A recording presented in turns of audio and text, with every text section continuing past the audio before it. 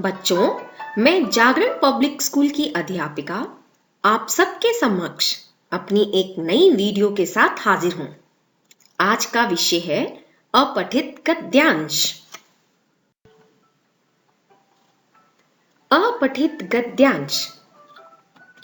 पहले पढ़ा ना गया गद्यांश अपठित गद्यांश कहलाता है, अर्थात गद्य का ऐसा अंश जो पहले कभी ना पढ़ा गया हो। इसके अंतर्गत एक गद्यांश या अनुच्छेद दिया जाता है जिस पर आधारित कुछ प्रश्न होते हैं। गद्यांश को पढ़कर उन प्रश्नों के उत्तर देने होते हैं। यह गद्यांश किसी समाचार पत्र का अंश, कहानी लेख या किसी पत्रिका आदि का अंश हो सकता है। बच्चों, साथ ही साथ आपको यह भी बता दूं कि अपठित गद्यांश किसी भी परीक्षा पत्र में सबसे अच्छे और ज्यादा अंक दिलाने वाला होता है।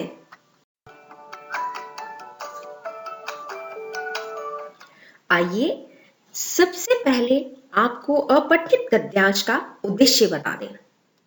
यह बच्चों में रचनात्मक क्षमता एवं सामान्य जानकारी बढ़ाता है। इससे उनकी भाषा शैली में सुधार आता है। साथ ही साथ लिखित तथा मौखिक अभिव्यक्ति का भी विकास होता है।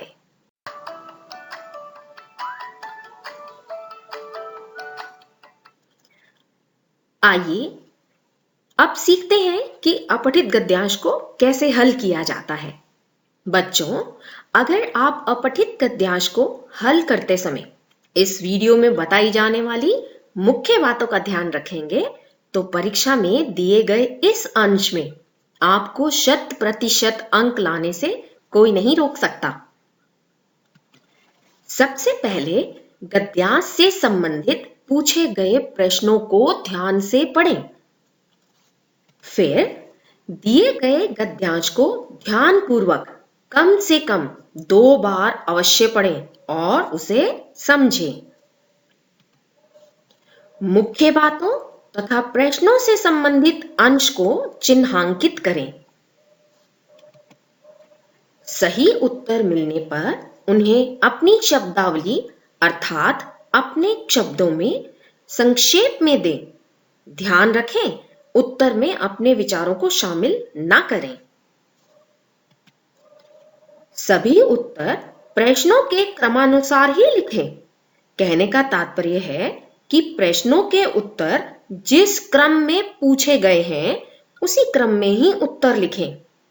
गद्यांश का शीर्षक पूछे जाने पर गद्यांश के मुख्य भाव को स्पष्ट करने वाला एक उपयुक्त शीर्षक भी दें।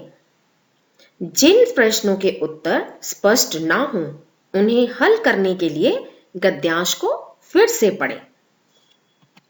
अंत में अपने उत्तर को पुनः पढ़कर त्रुटियों को अवश्य सुधार लें। आइए अब इस दिए गए गद्यांश को पढ़ें तथा पूछे गए प्रश्नों के उत्तर ढूंढें। महात्मा बुद्ध मुस्कुराए और मधुर स्वर में बोले, मैं तो ठहर गया, भला तू कब ठहरेगा? अंगुलीमाल ठगा सा रह गया। उसने भगवान बुद्ध की तरफ देखा।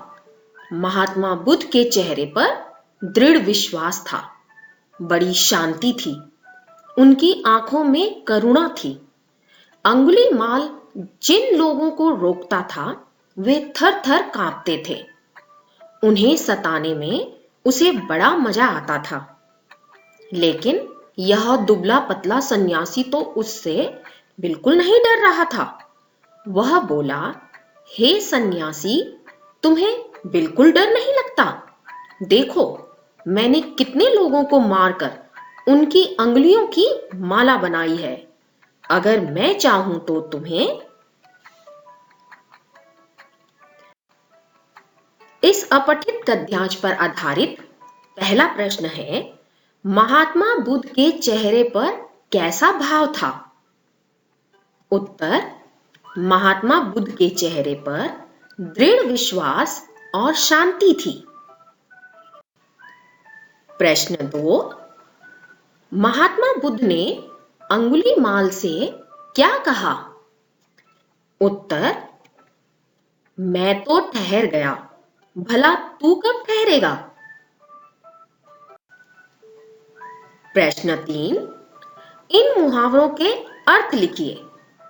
पहला, ठगा सा रह जाना तथा दूसरा, थर थर कांपना।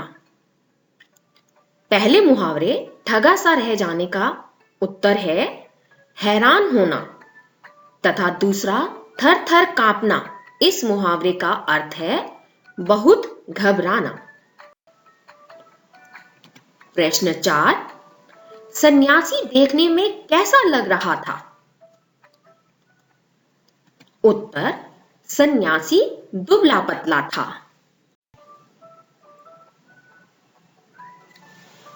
प्रश्न 5, इनमें से व्यक्तिवाचक और भाववाचक संज्ञा छांटकर लिखो। पहला, महात्मा बुद्ध, दूसरा, शांति, तीसरा, अंगुलीमाल, चौथा, करुणा।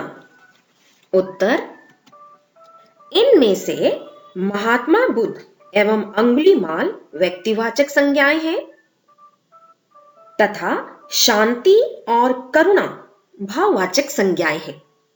बच्चों, आशा करती हूं कि अब आप अपठित गद्यांश को आसानी से हल कर पाएंगे और परीक्षा के इस भाग में 100% अंक लाएंगे।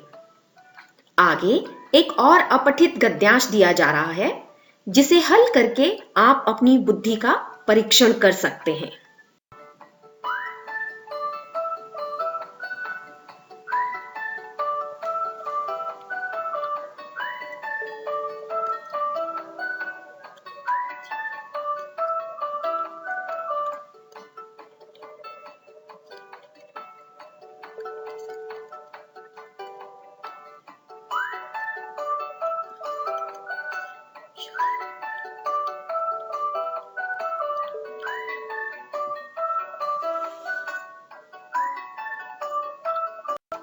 धन्यवाद।